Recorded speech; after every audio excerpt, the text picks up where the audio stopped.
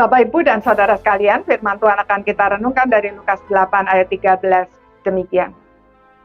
Yang jatuh di tanah yang berbatu-batu ialah orang yang setelah mendengar firman itu menerimanya dengan gembira.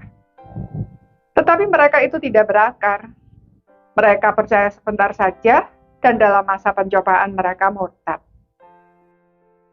Saudara-saudara sekalian, beda tipis dengan tanah di pinggir jalan. Tanah yang berbatu-batu menggambarkan kondisi hati orang yang setelah mendengar atau membaca firman Tuhan bersuka cita karena merasa mendapat pencerahan atau jawaban dari doa mereka. Tetapi mereka tidak mempelajari dan merenungkannya lebih dalam, serta melakukannya. Akibatnya sukacita itu hanya bertahan sebentar saja.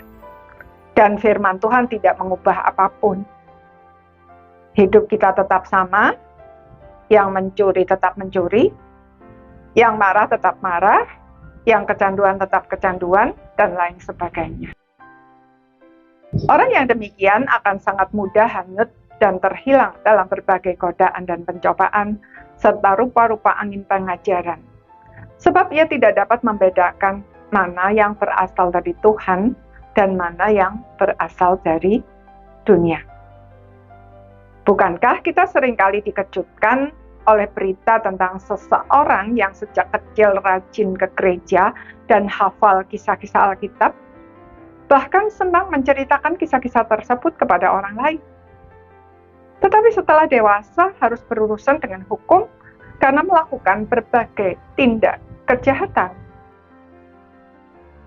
Atau mereka tidak melakukan tindak kejahatan, tetapi tidak terlihat lagi di gereja. Dan tiba-tiba kita mendengar bahwa yang bersangkutan pindah keyakinan hanya karena alasan-alasan yang bersifat pragmatis. Mengapa bisa demikian? Kemana perginya firman Tuhan itu?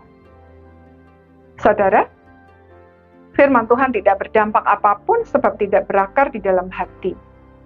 Kisah-kisah Alkitab hanya tinggal sebagai kisah yang tidak ada hubungannya dengan kehidupan sehari-hari.